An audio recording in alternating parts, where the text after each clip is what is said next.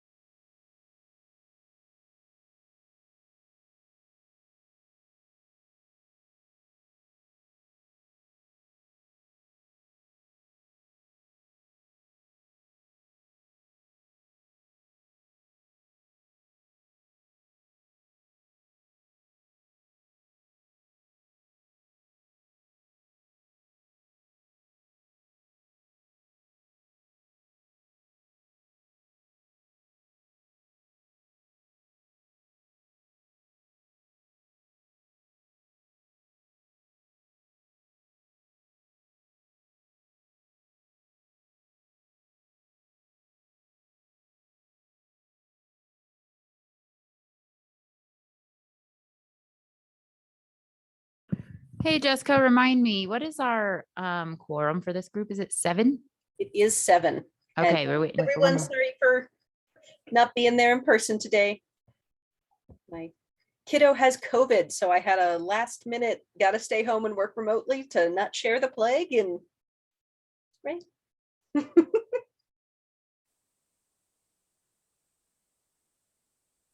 That's not a great way for them to start a summer holiday. Well, and it's the last day of school for him, and he's supposed to be doing finals today. Oh, geez. So,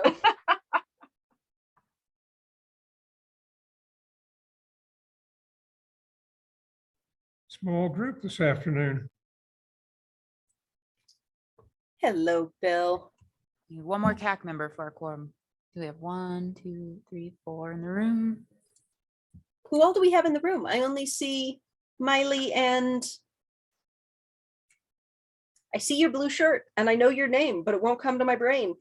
Oh, we're having camera problems. Gary. One of them isn't picking up a feed. Ah, Can I bother you guys terribly to move to this side? For whatever reason, that camera, it shows ghosts. There's nobody up there. Either by Gary or along this side or by Miley. That one camera is picking up nothing. interesting. I'll have to figure out what's going on. Yeah. Or this side, but in front of me Yeah. is fine, wherever. Hi, Patty. The only, of course, the one side isn't working. So in the room though, we have Gary, Patty, Miley, and Ann. And yeah, you're fine. Well, hello to Anne as well. And I know that Tawny is definitely going to be popping on in just a moment, as will, I believe, Shelley. We just barely wrapped up our interviews for the citizen at large. So we literally, I cut off that meeting at 3 o'clock and jumped on here. So But I'm holding off calling the meeting to order because I don't quite think we have a quorum. Nope, not yet. Sean, probably give it a minute or two.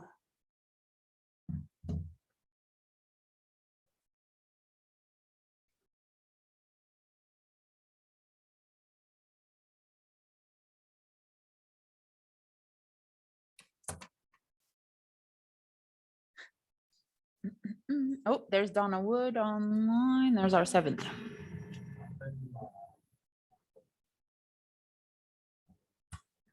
So it looks like we have a quorum now. You have your quorum. You All are right. good.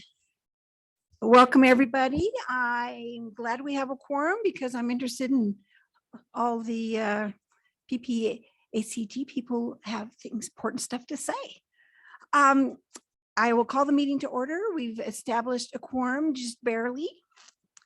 Are there any special introductions I need to do? I don't think so.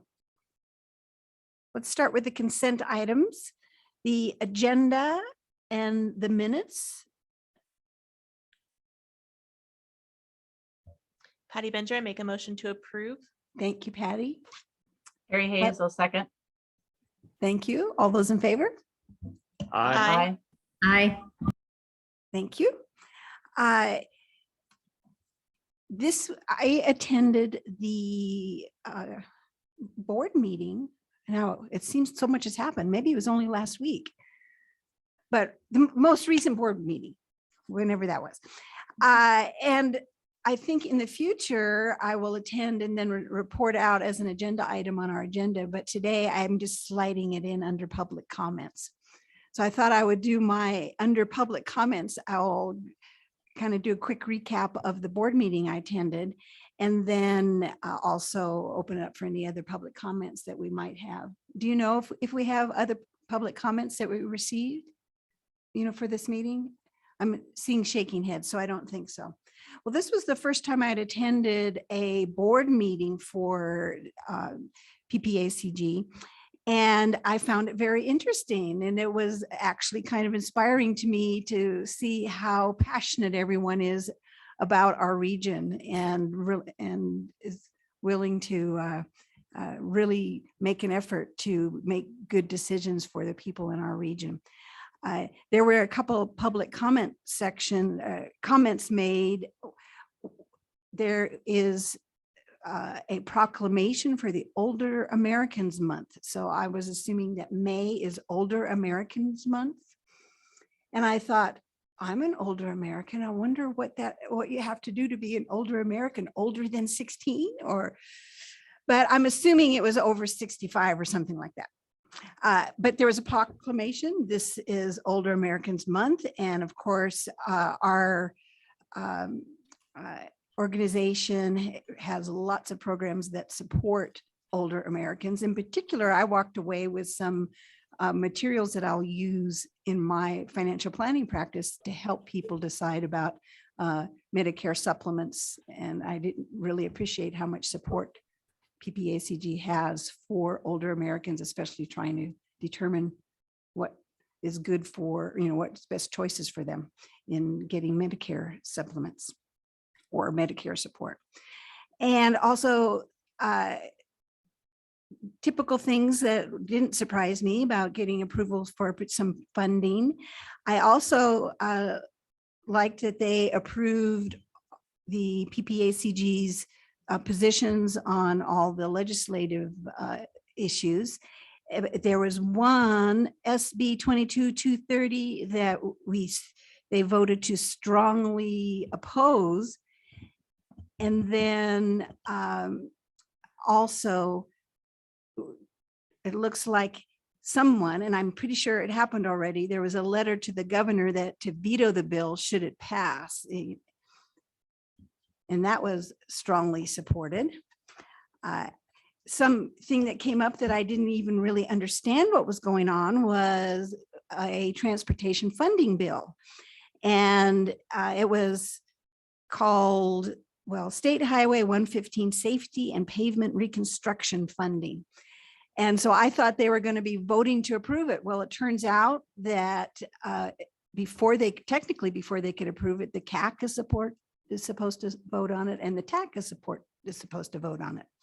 And because of timing and the bid the state received was only going to last for 45 days, as I understand it, we didn't have time for all of this voting. And so they were creative and said, okay, we will have a special meeting to vote on this, and we'll invite the CAC and the TAC, or we'll invite the CAC to attend virtually these meetings. So am I describing this correctly, Jessica? I see you nodding like, Yep. okay, but I still wasn't quite sure what was going on. And so for the moral of the story is attending the board meeting was helpful to me to understand even more how important we as the CAC are in the process. And they had to take special steps for this particular funding bill because we're an important part of the process. And I learned that and appreciated it even more. So that's my report on the board meeting. If there's no other public comments or questions. I might mention too, I listened in and I was struck by how adamant the directors are. Anne, do you have your microphone on? I think so. She has it on. It wasn't quite pointing Can you towards her hear mouth. me? Now can you hear me? Much better. I was struck, I tuned in too, and I was struck by how adamant the directors are, particularly Eric Stone, talking about potholes on Highway 24 and how dangerous that is upcoming up Ute Pass and when are you going to fix them? And the fellow from Cdot said soon, and Eric Stone said, how soon? You know, and so they kind of pushed that and it's on the list. Apparently they were talking about safety. So I thought that was interesting too. And like you, Maylee, I was glad I got to listen in and hear everybody. So thank you. Any other questions or comments? Well, let's move on to the information items. Greenhouse gas mitigation. And John, and I see you on Zoom. Yeah, actually, I'm right upstairs. So if that's something goes Aw. wrong, I can be down in a few seconds. Well, that's okay. So there's a presentation. So whoever is someone from PPACG driving, they should be able to grab the presentation that Danelle put into the shared screen. shared drive there. Or if not, can you Here let we go. Danelle drive? Yep, thanks. So yeah, real quickly, or not real quickly, but the Ghg rule came from the state legislature, passed SB 260 back in 2020. And the rule basically said, hey, Cdot and then the 5 metropolitan planning organizations for the state are going to be required to reduce their greenhouse gas levels via modeling of the planning efforts, because it's not something you actually test for. It's you model it and then you see what your model results are and you come through. And so in 2030, there needs to be a reduction of, I believe it's 50%. And then in 2040, I think it was 70%. And in 2050, it was 90%. That needed to be done. And so as you can see on this particular slide,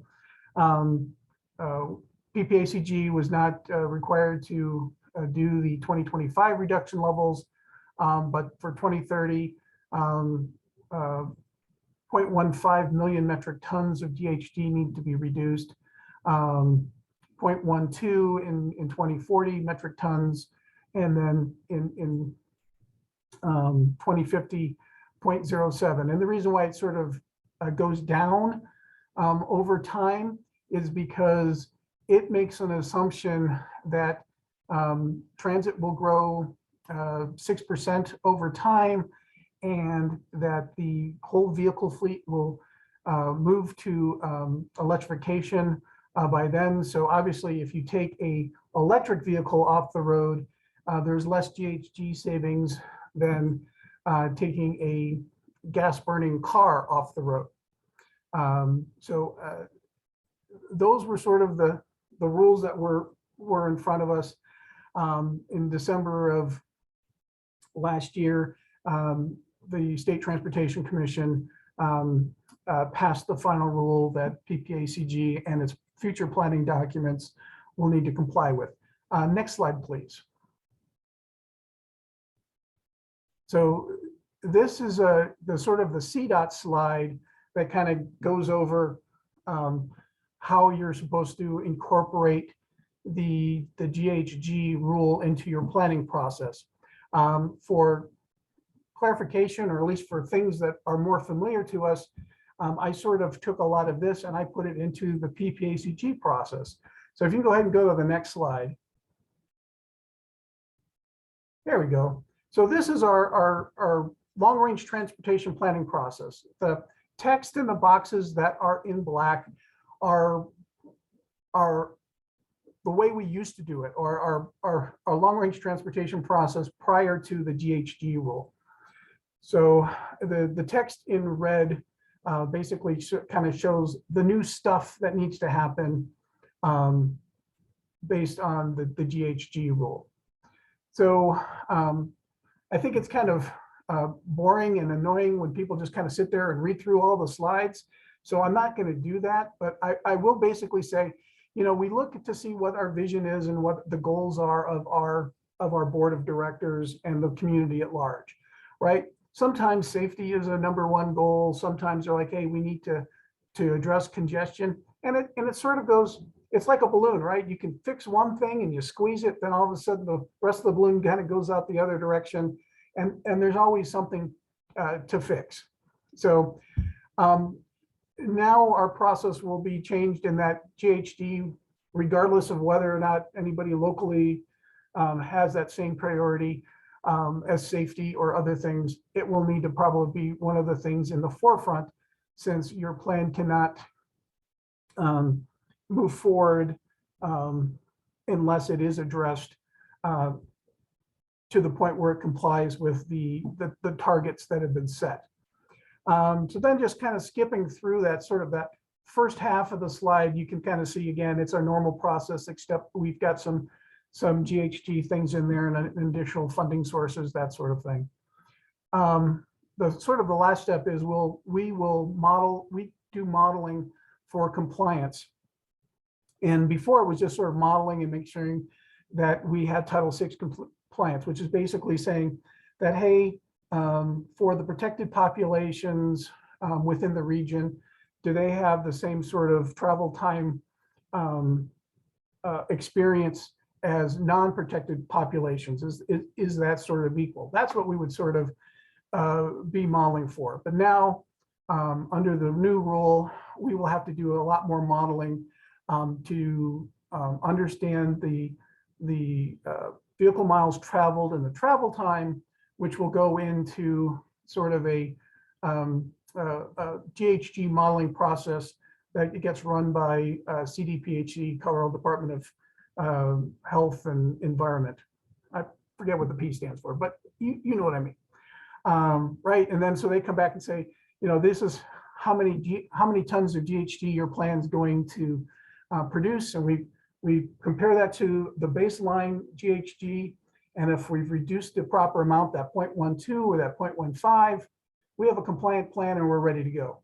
But if they say, hey, here's where your plan was at the baseline, and then here's where we've modeled it, you're not either reducing enough, or heaven forbid, you're actually producing more GHG, then we have a couple of different options.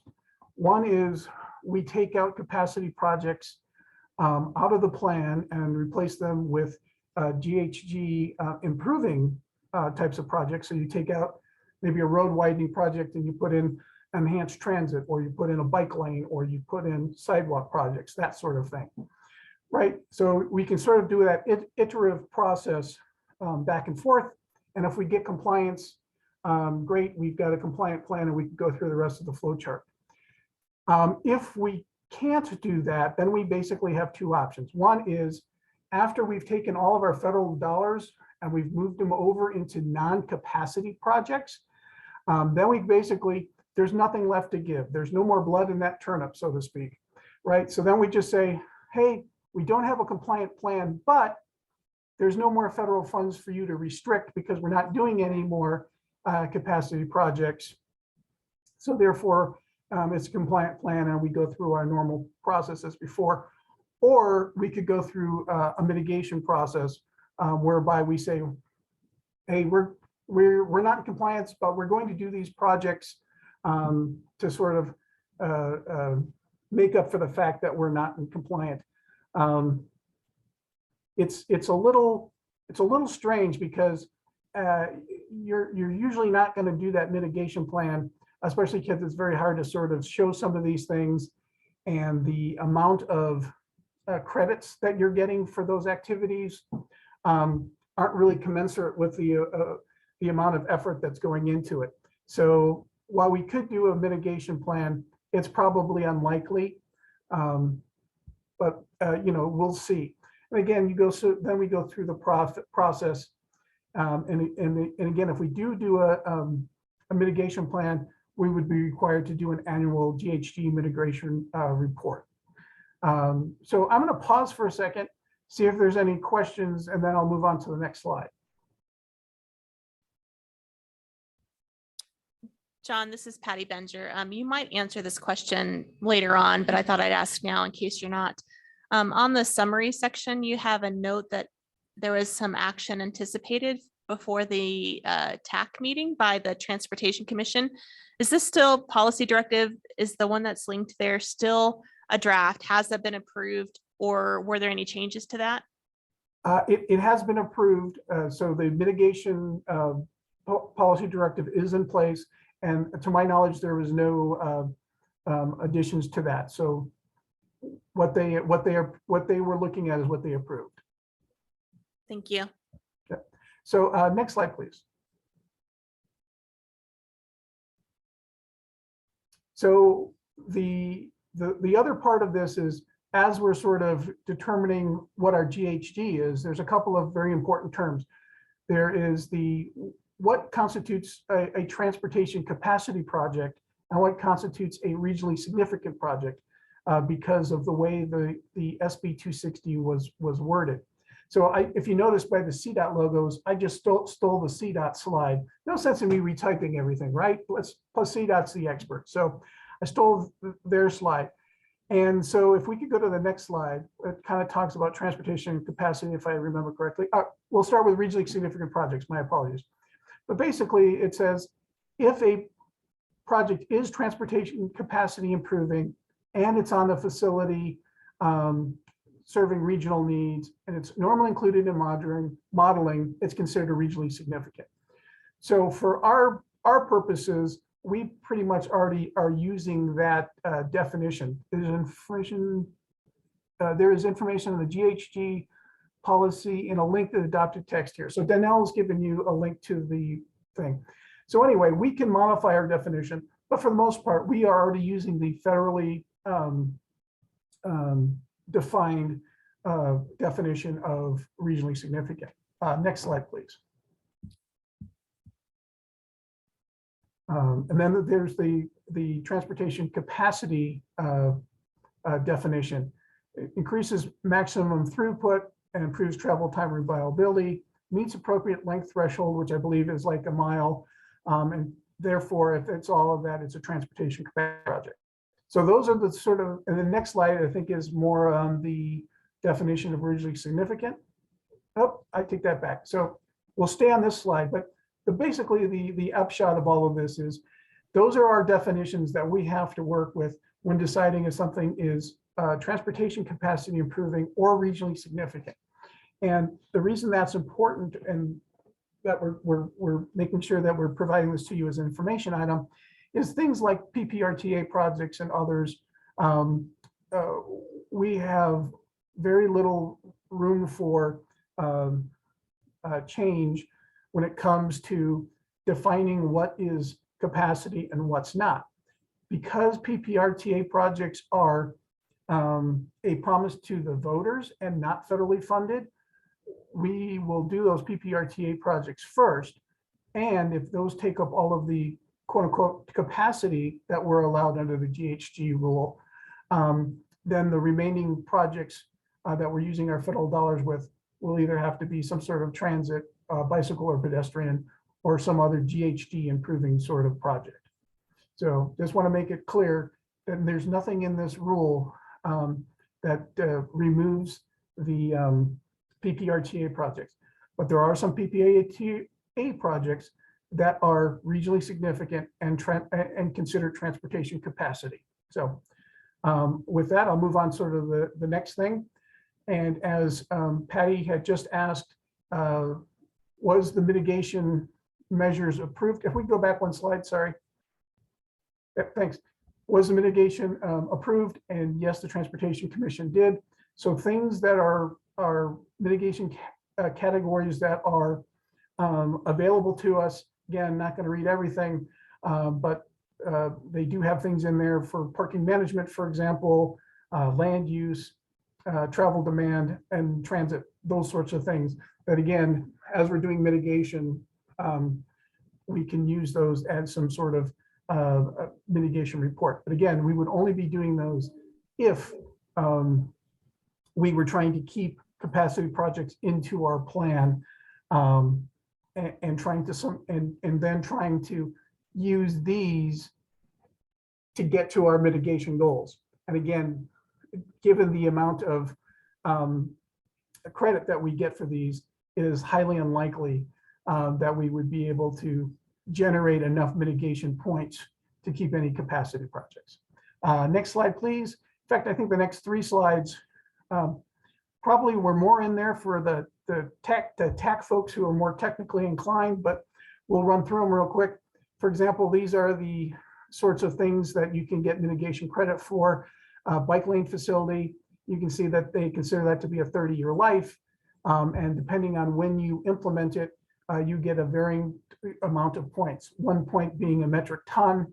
And again, we're trying to get up to that 0.15 million metric tons. So we need quite a few sidewalks or bike lanes to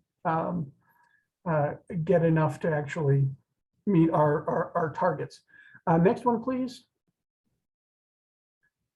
And again, this is the sort of different projects, complete street or transit, how many points you get. Again, just wanted to sort of have that in there as an example. So let's go to the next one.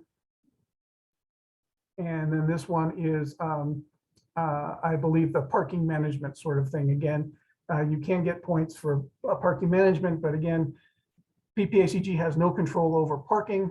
That is up to individual landowners and or publicly held parking.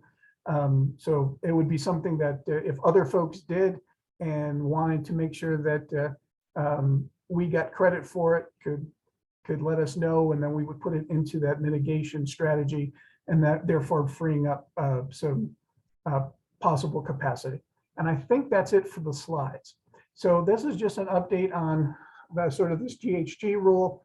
The one thing I want to mention is we here at PPACG, for our sort of planning documents, we'll have all of this embedded in our 2050 planning exercise, which we're starting now basically, and that we would be adopting in January of 2025 or December of 2024.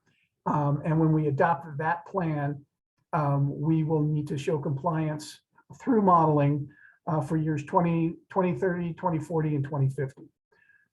The thing that's important, if you remember that very first slide, it said 2025 and PPACG was an NA, but Department of Transportation, Colorado Department of Transportation, DRCOG and North Front Range NPO were required to comply immediately. So they all need to, those 3 entities need to revise their plans by October of this year.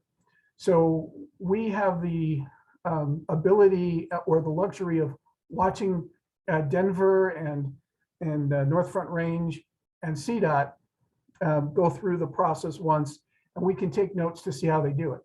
If they end up removing a lot of projects, and we can see how it's done, or if for some reason they end up not removing a lot of projects, we can see how they did the modeling and make sure that we're consistent with their approach. So that's kind of it in a nutshell, and we'll see what impact it has on us in both in terms of planning process as well as ultimately our project mix over the next few years.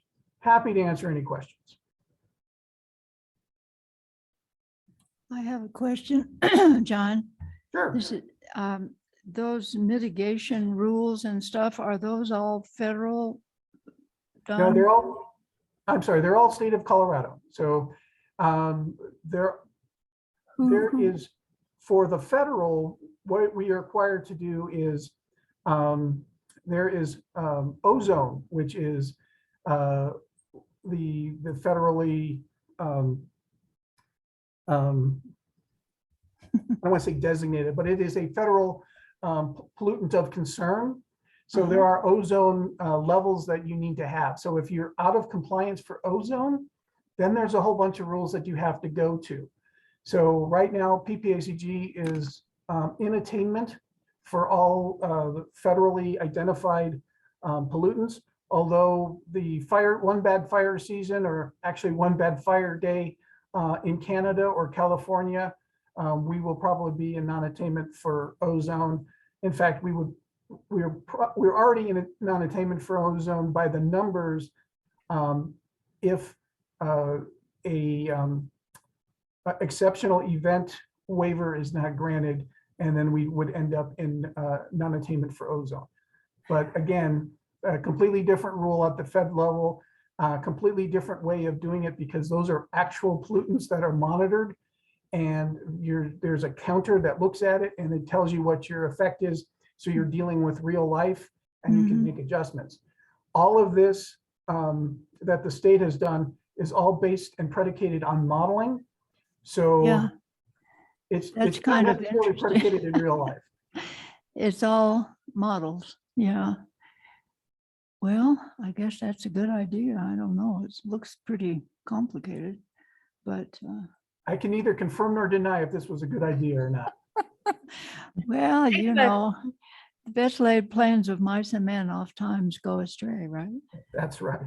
All right. Well, thank you very much. Guess I don't have a question. I would just make a comment that on this approved greenhouse gas mitigation measures policy, they acknowledge that not all projects can accurately be modeled yet, which I just think is hilarious, because they are attempting in this document to outline how that modeling will be, yet recognizing it's not accurate. I can neither confirm nor deny the hilarity of the action taken by the Department of Colorado Transportation. Yes, just a thought. This is Donna Wood. I have a question, and that is, do we know how we're doing in our county? I mean, we've seen an increase in the number of people that live here with our greenhouse gas. And, you know, like in Denver, you know, they had the brown cloud. They've been working on that forever. And I just wondered how much of an increase we're seeing from ozone, from vehicles, et cetera, and how close are we to that upper limit of when we would have to do something different? Yeah, so again, not GHG, but ozone. Again, we've had some bad fire seasons, and we are likely going to be in ozone non-attainment unless we get that exceptional event waiver. That being said, look, sort of at the heart of all of this is, hey, if people keep on driving and we keep on having a lot of tailpipe emissions, we're going to have bad air quality. I don't think anyone really refutes that, although maybe some do. But look, the more we can have alternate modes and alternatives for people to use, such as, you know, bicycle and pedestrian facilities and transit, and utilize the electrification of vehicles, these are actually all good things, and nothing that is too weird. The problem becomes is this sort of arbitrary one, we're going to set these limits at what you need to reduce for a modeled greenhouse gas versus an observed number. And two, making the assumption that if we stop building roads or stop planning to build roads, this is somehow going to reduce the number of people who are driving. And that's the one sort of thing that a lot of us have a little bit of an issue with, is that none of this actually keeps people from driving. What it does is it makes people drive less efficiently, under the assumption that if we make it so inefficient, people will get frustrated and therefore they will take transit. That's where the logic or the the agreement stops, right? Some of us feel it's better to have a efficient roadway network and continue to have multimodal options. And that's the best way to reduce vehicle miles traveled and in turn greenhouse gas. But unfortunately, that is not the approach that was taken. It is more of the sort of, again, we're going to do these things, and if we do these things, people will stop driving. And I'm not sure that everyone agrees with that if and then statement that is being made. Right, thank you.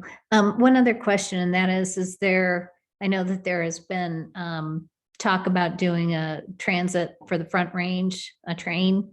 Mhm. And is that included anywhere in here? Or, I mean, I haven't seen it, but. So up until recently, there was a Southwest Chief Front Range Passenger Rail Commission.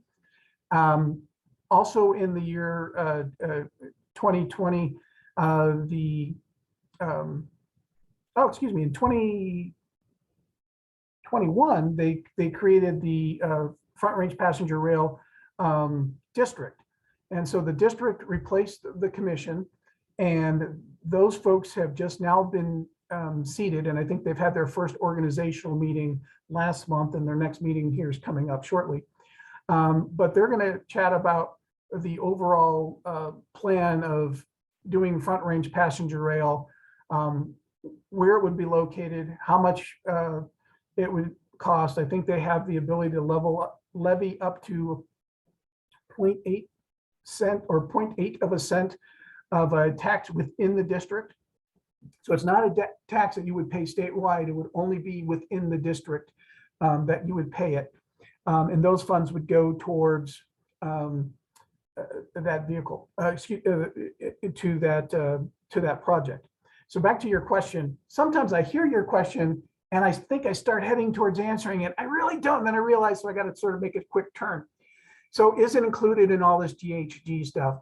And no, it was not part of the baseline models, but obviously if it is something that does get voted on by the voters and does get put into place, there will be some GHG value that's derived from that, but how that would be calculated is yet to be seen. For example, if they do Front Range Passenger Rail and they end up having the propulsion technology, that's a hard word to say, propulsion technology be diesel. And so if you're spewing out diesel and you're not taking enough cars off the road to offset that diesel, it's conceivable that it wouldn't be considered a mitigation measure. That being said, I can't imagine the political backlash from that. So it's probably more than guaranteed that if it comes to fruition, there will be some sort of GHG credit, but nobody knows what that is. And it would be yet to be seen how it would be calculated. I was going to say too, John, I remember, well, I don't remember, but I'm pretty old. And I know that Colorado Springs had trolley cars that were electric. Yep. And I wonder if anybody's ever thought of bringing those back instead of the flowers in the middle of the road. Yeah, I think they do think about bringing those back. But again, sometimes the discussions about things like that, which we call nowadays modern streetcar and stuff like that, right? And there's different sorts of technologies when it comes to transit. But sometimes I think when Colorado Springs did the North Nevada corridor study, they sort of looked at that, and I'm not sure that it would probably be accurate to say that it was not warmly done. embraced by the neighborhoods along the corridor. No, I'm just kind of being silly, I know, but thank you. I thought I'd just throw that in.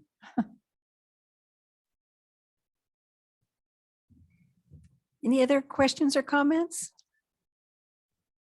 Well, we'll hear more from John a little bit later, I think, but thank you very much. No, thank you. Next up, Jessica, our legislative update. Okay, well, thank you all. Jessica McMullen, your Policy and Communications Manager. This is your final legislative update. The session adjourned on May 11th at midnight. And by that final day, there were a lot of bills, 418 in the House and 239 in the Senate. We had taken a position as PPACG on a little more than 50 bills and probably viewed another 15 to 30 that we just straight dismissed. The bills that we took a strong position on were Senate Bill 2253, which was a health facility visitation during pandemic. We had board members going up and testifying, really designed to help ensure that folks in long-term care facilities have the help that their families can provide, and that actually passed on May the 11th. And we strongly opposed Senate Bill 230, the collective bargaining bill, which also passed May 11th. It's still pending the governor's signature. The board had approved and did send a letter requesting him to veto it. We received recognition they received the letter, but haven't heard anything else back. We're not really sure what's going to happen with that. There's some hope, but it's likely that it will pass unsigned. Any bill that passed through the legislature that doesn't get vetoed by a certain amount of time passes. It just comes into place without the governor having to do anything with it. Sadly, we had two other bills that we strongly supported that both were postponed indefinitely, so they died in the process. So the next step, the legislative committee actually met this past Monday to do a legislative recap. They talked about what happened overall through the session. Pretty summary of what I just told you. And then they'll be meeting again in the summer to begin looking at how we can engage actively on helping ensure that a senior homestead tax exemption bill is proposed and written in a way that will be bipartisan so it can pass. If you've been here a few years, or if I mentioned it earlier, similar bills have been proposed for the last 3 years. They've always been postponed indefinitely. They've just not moved forward. So we're hoping to actively engage, possibly to the level of bill writing over this summer and fall. Does anyone have any questions about what the end of the session looked like? The craziness that is that world?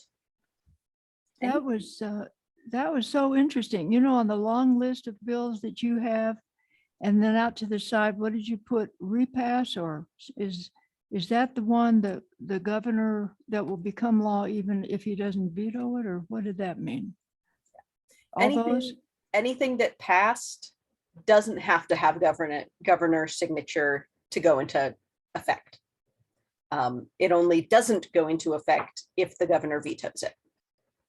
Oh, Not the best news ever, but an interesting thing that never made sense to me. The governor doesn't actually have to approve I all the bills didn't that know. pass. He just has to not he veto doesn't them. have to sign it into law. It just becomes. Oh, okay. Yep. All He right. just has to thank you. not veto them. Just don't be. Or in this case, hopefully veto. Well, I know that one bill about collective bargaining was a great concern for public service. You know, who's going to rescue people if people go on strike? Who's going to put out the fires? So we don't know what'll happen with that bill. Okay, thank you. You're welcome.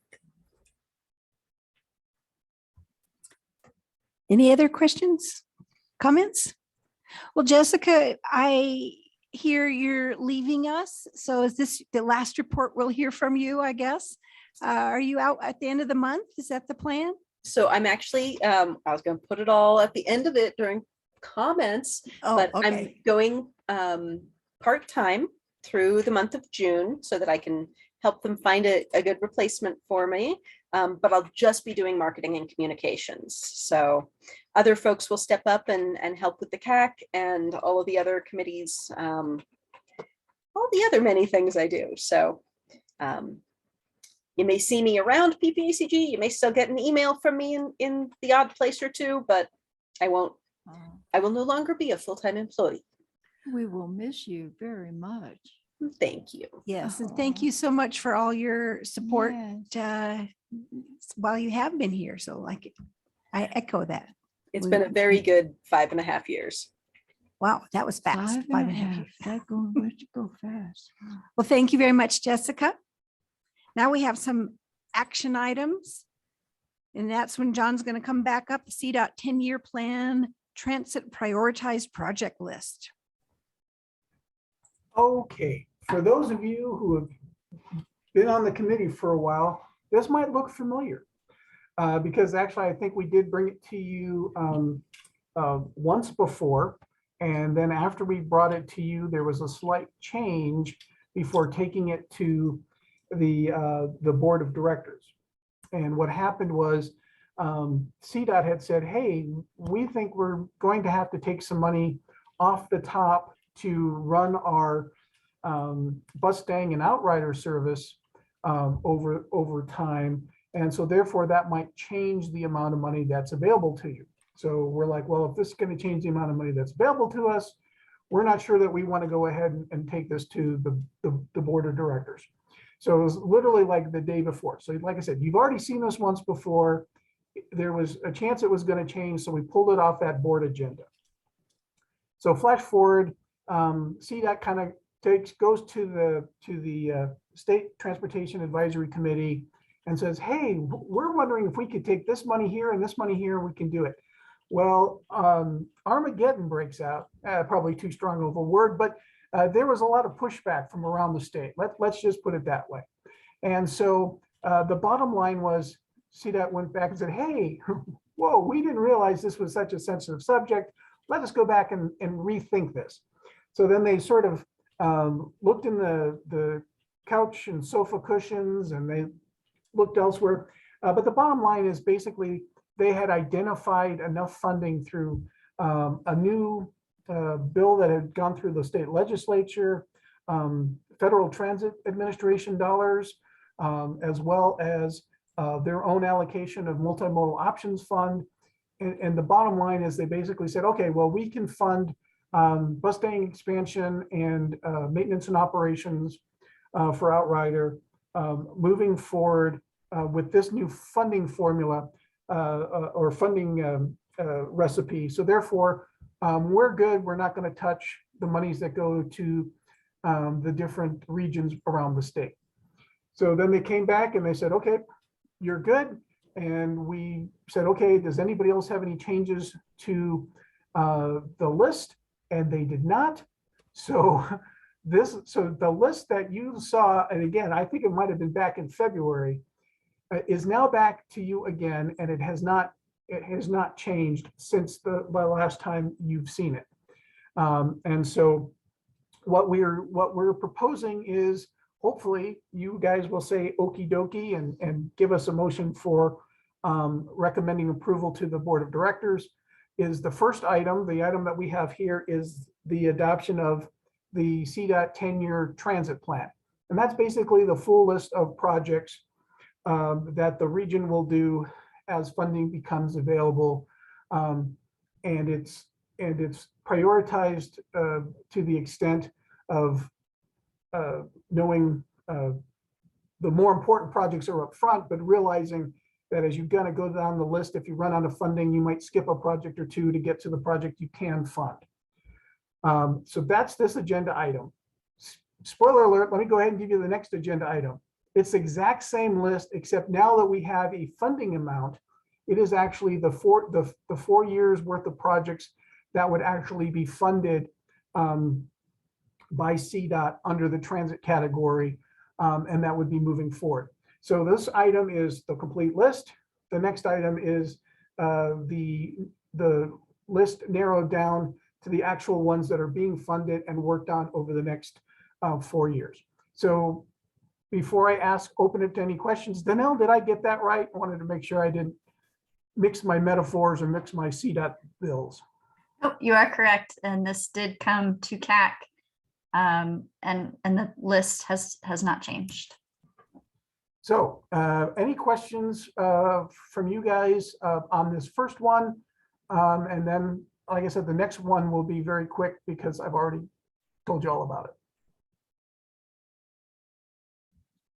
Okay, so we need a motion to approve the updated transit development prioritized project list for inclusion in CDOT's 10-year pipeline of projects. And these are And the then I think there's, unfunded? I beg your pardon? Funded. Were these the unfunded ones? this is the complete list over 10 years. So yes, there's Over not 10 10 years worth of funding available. So this is, I don't want to say it's unfunded, but it's not a recommendation for funding. It's just this list of projects are the 10 years worth of priorities.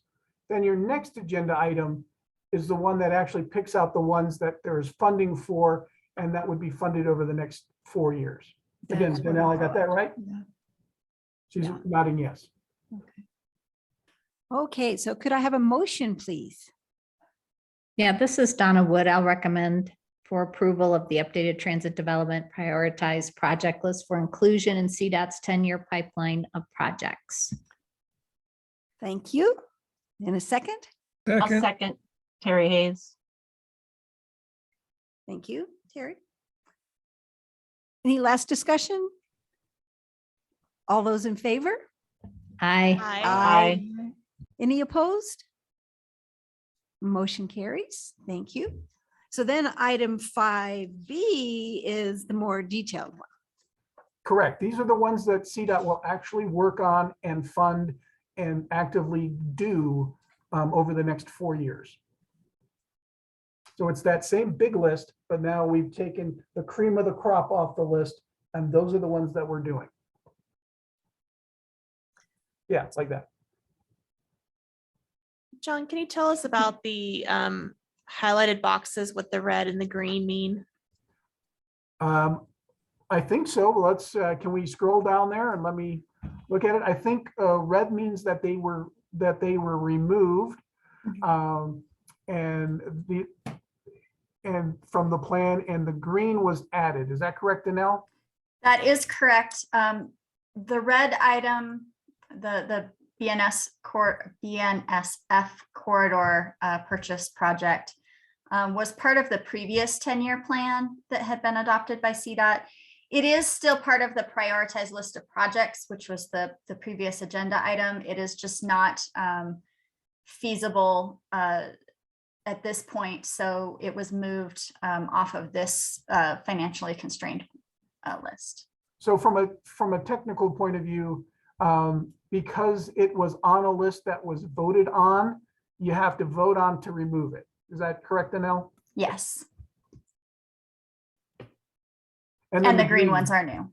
And the green ones are new. So that's the reason there is we just want to make them stand out to know that you're adding to the list. So we need a motion to recommend approval of this list. Yeah, if we've answered all the questions, did that red and green satisfy as an answer, or do you need more detail? I don't want to rush anybody. That was good for me. Thank you, John. Okay, thanks. And Danelle. Mostly Danelle, let's face it, I'm just a figurehead. She does all the real work, so.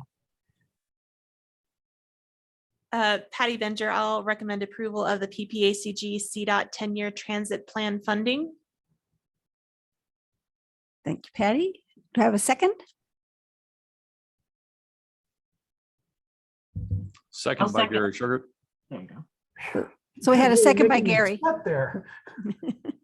Thank you. Any last discussion? All those in favor? Aye. Aye. Aye. Aye.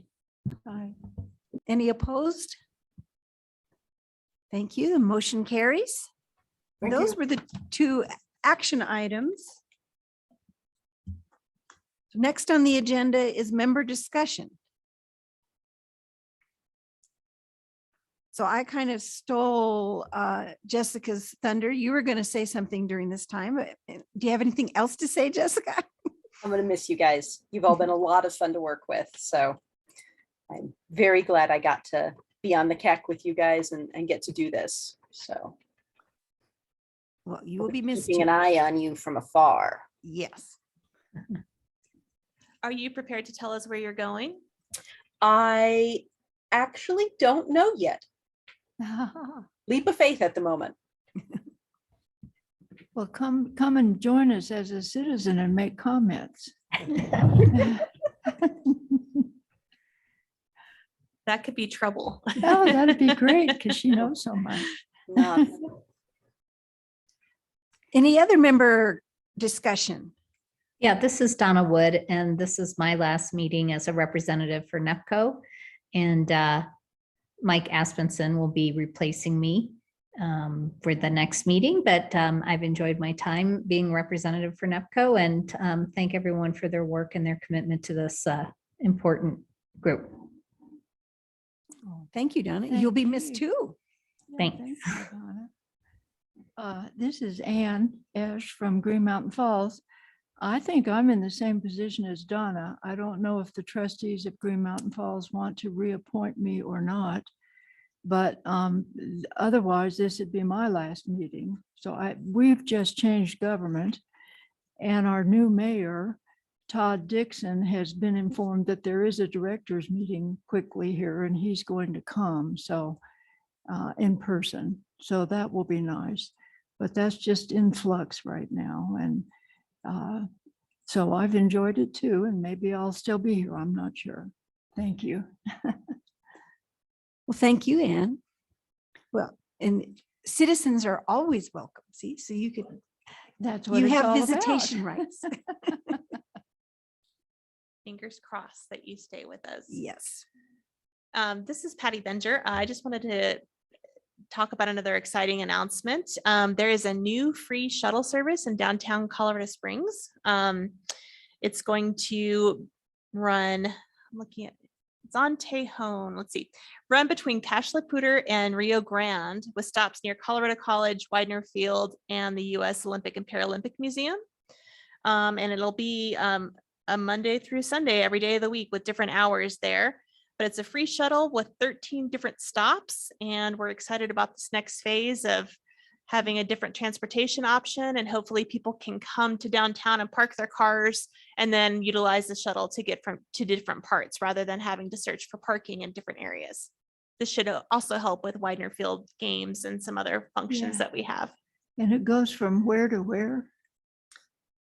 To home? It goes between Cache La Poudre Cache La Poudre and Rio Grande streets. and Rio Grande. Yeah. Okay. Who's running that, Patty? So if I wanted to like Google, is it the city of Colorado Springs? It's Mountain Metro. I can put a link in the chat. That'd be great. Thank you. Anybody else? Quiet group today. Items for the next CAC meeting. Okay. At your next CAC meeting, you will hear an update from our mobility coordinator on what's going on in their department. They'll probably talk a little bit about that downtown shuttle, as well as the upcoming mobility guide that will be coming out soon. Okay. Oh, I had one more question. You know, the Tri-County study. I remember, I guess it was the last meeting, I asked the young man, Jason O'Brien, he's the one that's doing that. Nobody from Green Mountain Falls ever went to the meetings, and I was going to get in touch with him. Should I still do that?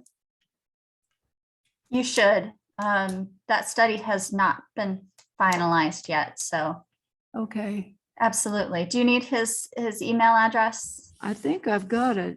Okay, Joe Bryan at ppacg.org. that's correct. Yes, Okay. I never did do it, but I will. Thank you. absolutely. Thank you. This is Gary Sugar. At the next meeting, could we get an update, the $40 million project to redo between I-25, between Fillmore and Garden of the Gods? Could we get some detail on how that money is being spent? How much is going for the bridge and how much is for the widening of the road? And I'd just like a little more detail into that project if we could. I think we can talk to CDOT and have somebody attend who can give you that information. Yeah, we can ask Shane to join us. That'd be great. Thank you. Danelle, will you reach out to him or I will do do you that. want to do rock, paper, scissors to see? Rock, paper, scissors, lizard, Spock. That's right. Okay, we have the meeting schedule, event schedule in the back of the packet that you were emailed. Any questions, comments about that? So in June, the CAC meeting is on the 29th.